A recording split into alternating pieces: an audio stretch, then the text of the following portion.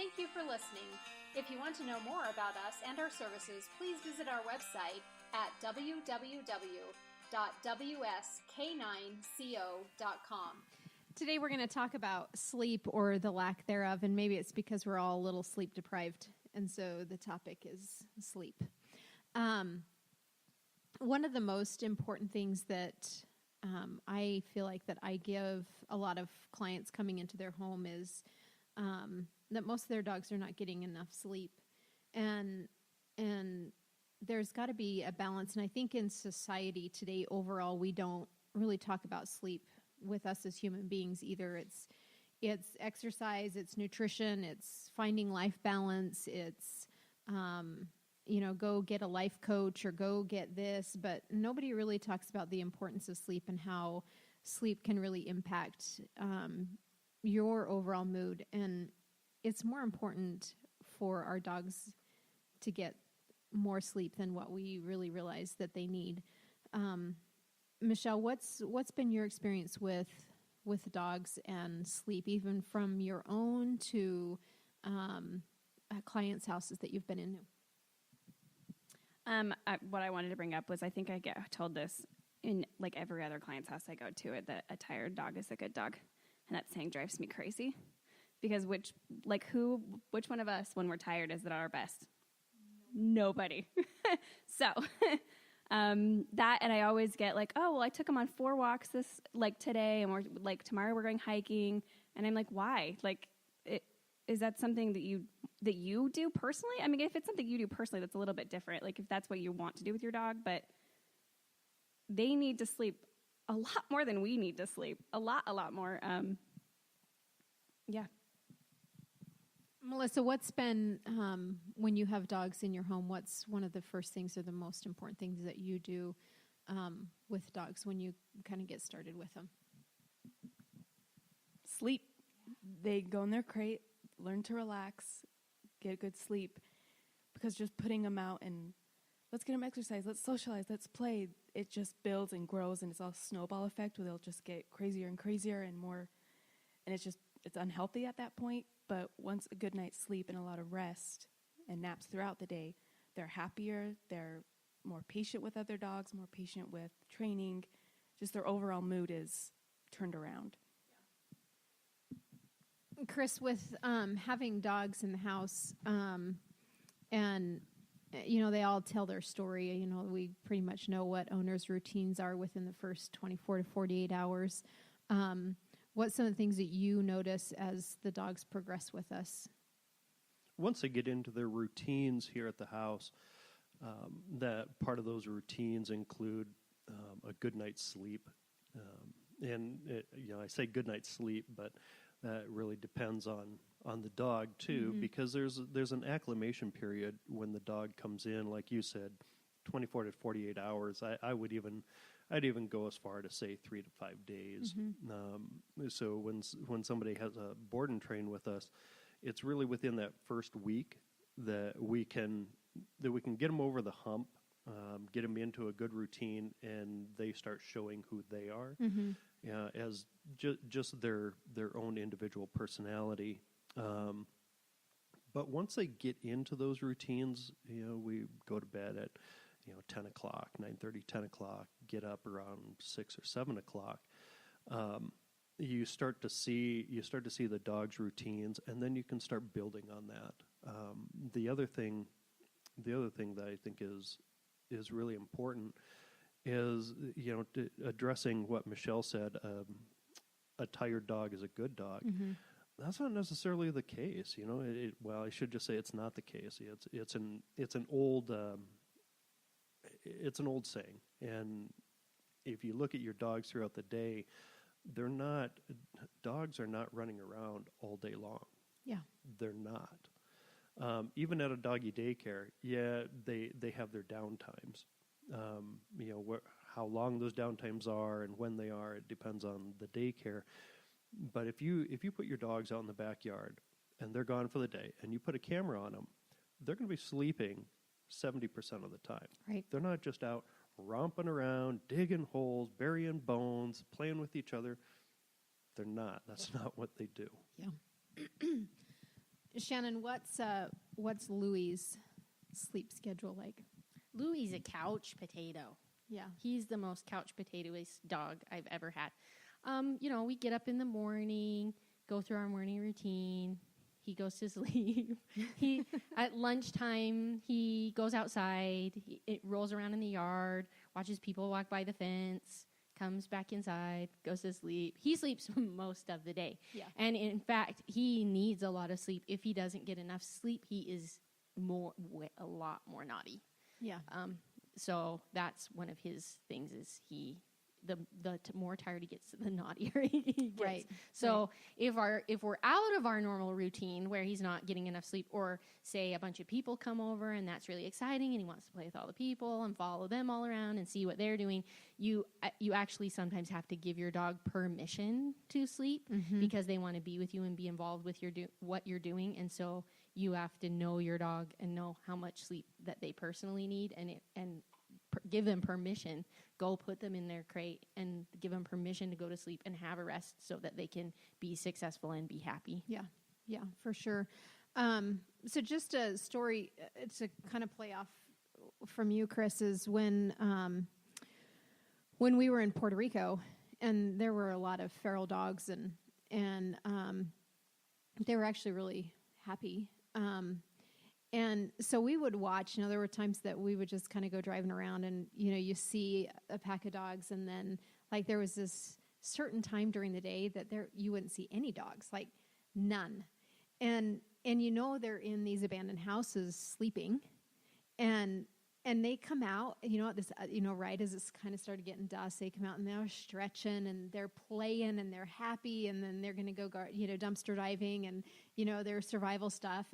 And then they go back in for the night because that's, survival. And then, they get up in the morning and you see them playing or hunting or, whatever. And then they sleep all day long. Like, I don't remember seeing too many dogs out during the day. And that's humans not being involved. Like, they're living their life, this is what they're going to do. And so we really should mimic that and give our dogs permission to, we don't have to go I have a client that they get up in the morning, they go to the dog park, they spend an hour at the dog park, come home, she works from home. And so the dog's busy with her all day long. So I was like, no, you need to put your dog down for a nap. Your dog, just because you're home doesn't mean they're sleeping, because you're up and down, you're talking on the phone, they're not like truly sleeping. And then he comes home and they go for a long walk, dog park situation after that. And then it's busy. And then everybody goes to sleep. And the dog is just crazy, jumping and biting and mouthing and tearing clothes. And that's when they rev up. That's when they go to the doggy daycare. And so they shifted gears this week.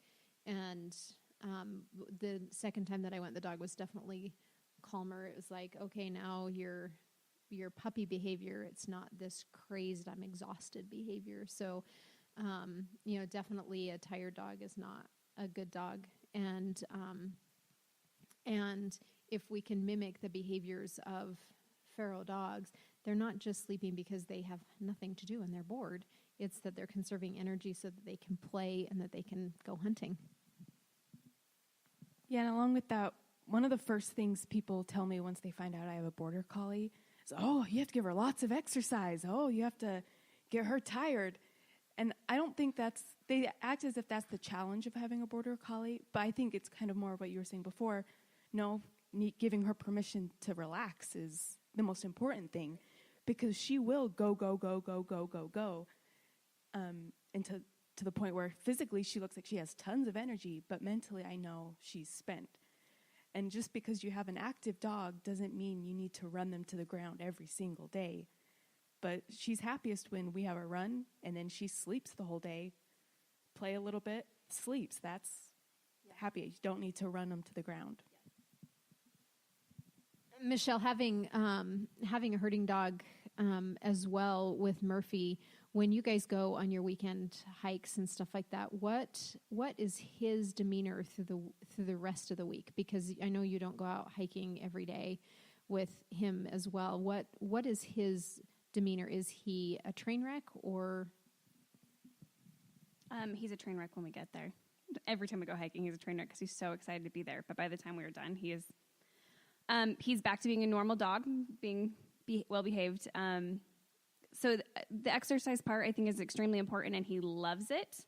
But the rest of the week, he's good. He's fine. He's relaxed. It's funny, as we're talking about this, I've got all three of my dogs have extreme difference in what they need in this aspect. Prudence is definitely more like Louie, and she literally sleeps probably 22 to 23 hours a day, and I'm not joking. That is not an over-exaggeration. She gets up in the morning with us. She runs downstairs to get a cookie when my husband leaves, and then she gets up when I get up to feed them. And then, we're gone. We're gone for 12 hours a day, and I guarantee my dogs might go outside once to go to the bathroom in that 12 hours. Even Murphy, who's not allowed on the bed or on the couch, we come home and he's always on the couch sleeping. But, she sleeps all night, too. She knows about what time, 5, 6 o'clock, she knows she's going to get fed again, so she'll go and she'll sit up by her bowl, and then she sleeps the rest of the time. Rambo is definitely more anxious of a dog, so he's awake probably the most out of all of my dogs. But he's still always somewhere resting. He has to be involved with what we're doing, how you were saying you give him permission to go lay down. He has to be involved. He wants to be in the room, but he's definitely somewhere relaxed. And Murphy's kind of in between. I think Murphy gets a little bit more exercise just being, not even necessarily that he's a herding dog or that he's a big dog. He just is more of my actual companion dog, so I think he gets out a lot more with me. And he's a little bit more like Rambo. He wants to be involved, but he's definitely somewhere sleeping. We never, ever, force them to do anything but active if they don't want to. But no, Murphy is totally fine the rest of the week. In fact, I think if we took him out more than that, he would become a total basket case because he'd be excited all the time that we were going somewhere. Yeah. He would be freaking out every day. Yeah, I think two statements, and I'm going to have Chris answer one of these that you made. One is when we take our dogs to the rodeo for the weekend, they just they're zonked all week long. And that's what people don't get. If they go out with us, they're zonked all week. They're like, oh, we got to catch up. It's not that they don't want to go. It's that's just the nature. A herding dog.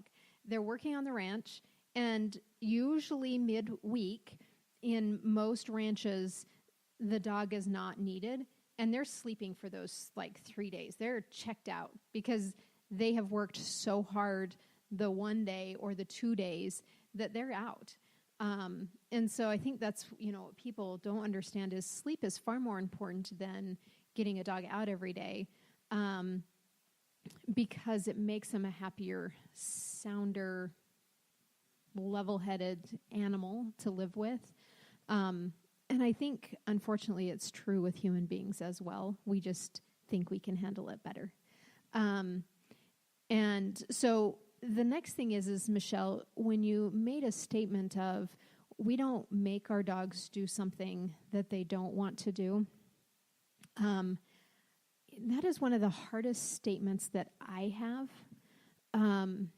because we know our dogs well enough to know what they want to do and don't want to do, but I think the majority of people think that that's what their dogs want to do. So, Chris, I'm going to let you talk a little bit about that. How do you know what our dogs want to do? They tell me. Yeah. How do I know what our dogs want to do? I think it's kind of cheating for for us because, I guess for any of us really, our dogs are such a part of our lives. They're such a part of our routine every day. As simple as wanting to go outside. Our dogs, our two shepherds, don't go sit at the door and go, I need to go to the bathroom. they don't necessarily tell us they need to go outside. It's part of the routine that we have every day. For the most part, unless the weather is really crappy, they'll be outside.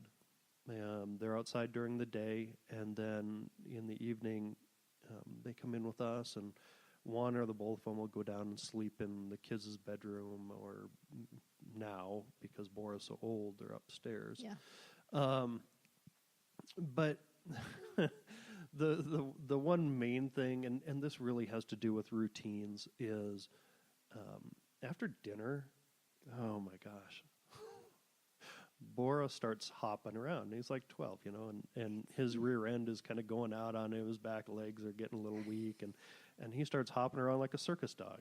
And he goes running over to the cupboard, and we call it the old Mother Hubbard routine, because he runs over there because that's where treats come from. And somewhere along the line, maybe when he was, 11 and a half, I don't know. Somewhere along the line, we made the association between the cupboard and a treat and after dinner, and so that's his routine. And so he will tell you, he'll go hop along and go run over to the cupboard, and he'll show you exactly where the treats come from. And sometimes we have to tell him, scoot, we're not, old Mother Hubbard doesn't have any bones in that cupboard tonight. But he's very animated about what he wants. And that's probably the primary one. And then I'm going to address one more thing real quick with sleep, and that is when we exhaust our dogs, like Melissa was saying, she has a border collie, and people associate border collies with, you got to get out and you got to exercise them a lot, and you got to wear them down and things like that. We can exercise our dogs through physical activity and also through mental activity. And mental activity can be just as demanding as physical activity. And then there's both as well. If Melissa takes her dog, which she does, she'll take him out running and then go through, maybe an hour's worth of training or something like that. You're going to see a major difference in your dog when you start exercising their minds as well. I actually have a story just about that. And so Cooper and I's routine, she goes running with me, not every morning, but most mornings she'll join me on my runs. And most mornings she's excited. She knows the routine. She goes where her harness, like where her leash is, and we'll go there. And if I put on my running clothes, she gets all excited and does this little dance and then waits by the door. About a week ago, we had a busy day, and then the next morning I got my running clothes on, and she kind of half-hearted started doing her little routine and went where her leash was, and then went by the door and kind of sighed and laid down and started sleeping again. And I kind of felt really bad, like, is she just, like, she knows that this is the routine, so she's doing it, this is her job, but she doesn't want to do it today. Her heart's not in it. So I kind of told her she didn't need to come, and I went alone, came back, and we did 30 minutes of training in the morning. She was happy. She was great. She was as happy and alert as after a run. But she physically, mentally didn't want to run, and it would have been selfish of me to say, no, you need your exercise this morning. You don't want to do this. An activity that we love would have turned into a miserable time for her. But the mental training, she was great. I wanted to clarify a little bit about what I meant. I make my dogs do a lot of stuff they don't want to do. A lot. What I meant by that is I don't make Prudence get up if she's sleeping. I don't sit there and poke her or any of my dogs and be like, or even I don't like if they're sleeping, I'm not like, we're going out for a walk so that you can go back to sleep tonight. That's what I meant by that. I make my dogs do a lot of stuff they don't want to do. I know that. But it really, like, you hear that, like, we perceive this communication that they want to do it, or that dogs actually have that thought process. And I'm not saying dogs don't have a thought process, because they're brilliant, but we perceive stuff like they want to do it or they don't want to do it. Like,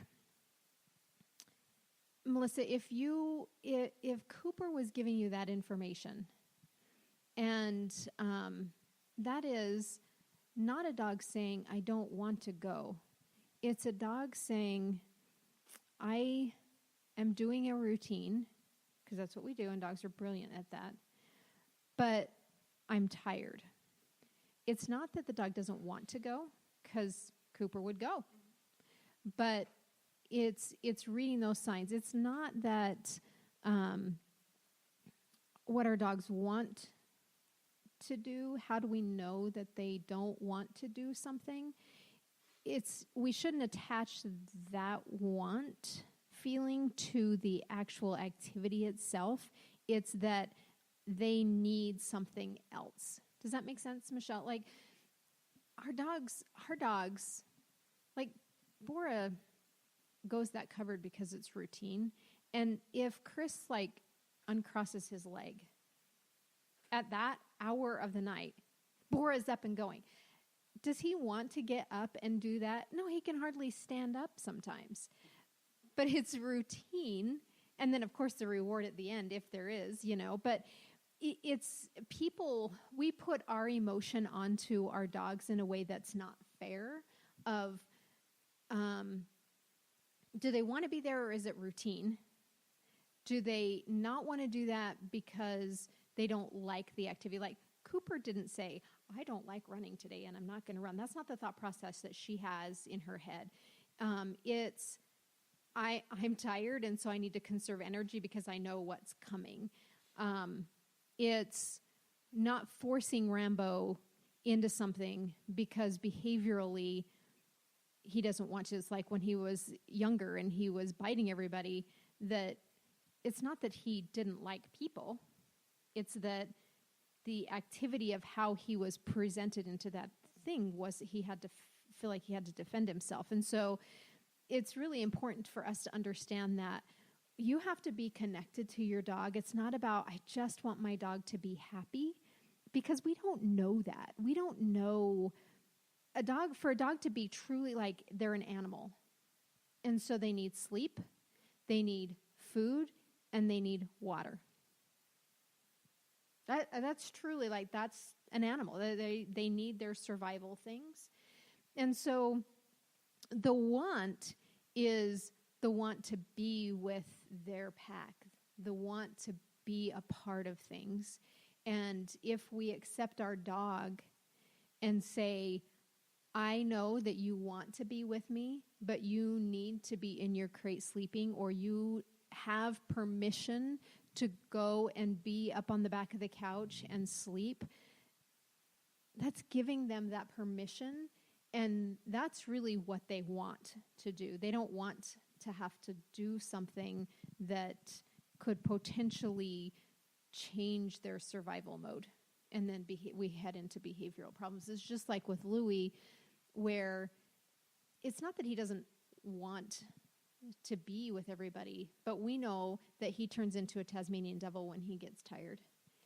Yeah, I look at it like a level of energy of your dog needs to be balanced. Yeah. Instead of looking at it as an emotional wants to or doesn't want to.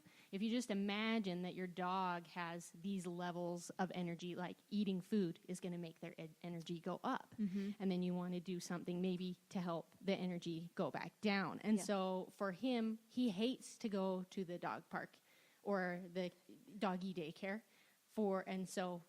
in an emotional way, I say he hates it. Yes. He does not want to go. Yep. And that is true.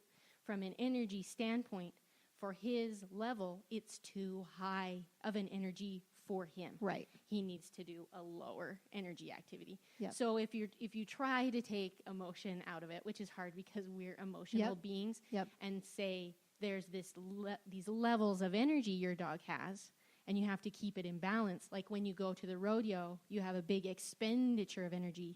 And so then you have to sleep and put more energy back in the tank to be balanced. So if you look at it that way, then it's not I like to do this or I hate to do that, even though we say that they do. And it's true.